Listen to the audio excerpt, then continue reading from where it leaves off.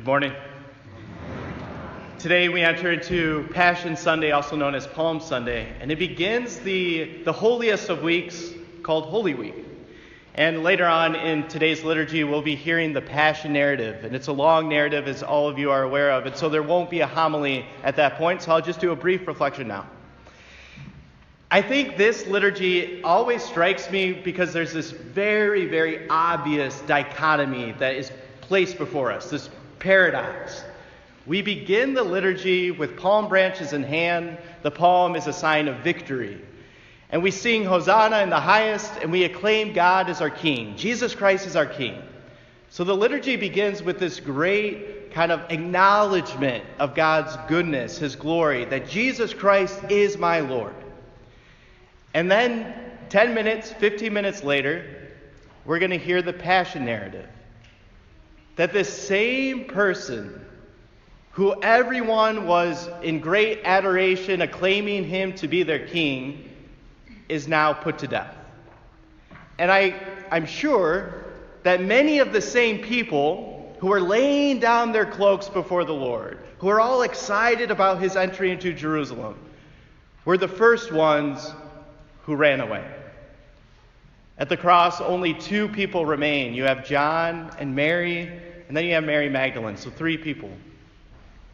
Where are the multitude that 5 days earlier were acclaiming him as king? And I think this should just really press upon our own hearts, how fickle our faith is.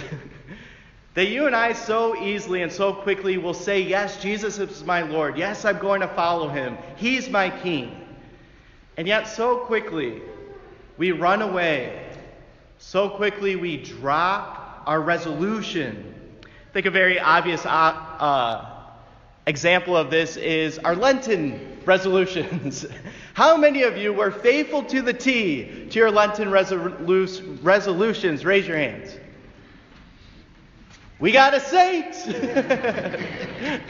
No, but most of us weren't, right? Most of us failed. Now, this isn't to make us feel terrible, because in the midst of the story of all these people being unfaithful, the most important character remains faithful. Jesus Christ.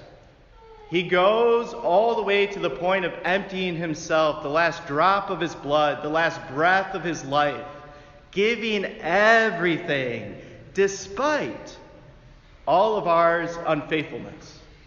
And that's what's insane, is we come to worship a God that isn't staring at us, wagging his finger and saying, you didn't show up to Mass every Sunday. That's not what we come to worship. We come to worship a God that knows our unfaithfulness, knows how pathetic we can be in following him, and yet untiringly still loves us. So the last thing, I know I said a short little brief reflection. The last thing. Why did the hearts of those disciples waver? Why did those individuals who were so adamant, so excited to say, our Lord, he's our King, why 5 days later did they drop it? I think it had to do with the preconceived notions, the ideals that they placed upon who they believed their King would be. They had a set vision of what the Lord would be, how he would manifest himself, how he would show his kingship. And when he didn't measure up to their own perspective, what they kind of placed upon him, they kind of gave up. Well, I think it's the same for you and I. We all have an idea of how we believe God should act, how he should operate in my life, how he should answer my prayers, how he should make himself visible during the liturgy, whatever it is. And I think the moment that it doesn't correspond to what we say it should, we drop him. I think the invitation is to learn great humility. That's what this Sunday liturgy is about. The King who we wanted to be throned on a glorious chair finds himself raised up on a cross. That the Lord, who truly is King of the universe, become so meek and so humble, and we just can't grasp that. And the only way we can is if you and I allow our own hearts to become humble.